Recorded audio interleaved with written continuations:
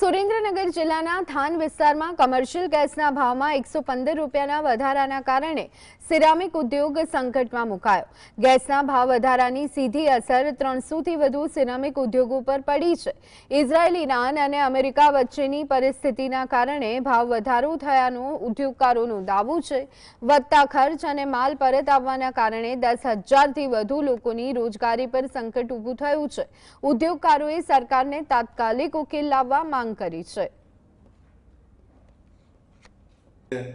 થાનગઢના 301 ceramic ઇન્ડસ્ટ્રીને ખાસ અસર થવાની, ઉત્પાદન ઓછું થવાનું અને 17.5 દિવસ પછી ફેક્ટરી બંધ કરવી પડશે, કારણ કે ગેસ સપ્લાય જ નહીં થઈ શકે અને એના લીધે 15,000 જેટલા મજૂરોને અસર થવાની. એને એન્સિલરી ઇન્ડસ્ટ્રી જે કહેવાય કે બોક્સ હોય કે ગ્રાઇન્ડિંગ યુનિટ હોય કે ટ્રક ભરવાવાળા કે કન્ટેનર ભરવાવાળા, પેકિંગ કરવા, આ મજૂરોને પણ અસર થવાની. બહુ માઠી અસર થઈ છે અને એમાં સિરામિક જે ઉદ્યોગ છે એ ફૂલ્લી ગેસ ઉપર આધારિત બિઝનેસ છે. હવે ગેસ આવતો જો બંધ થઈ જાય તો 300 યુનિટ થાનના બંધ થઈ જશે અને જેના લીધે ડાયરેક્ટ 4,000 માણસો બેરોજગાર બનશે.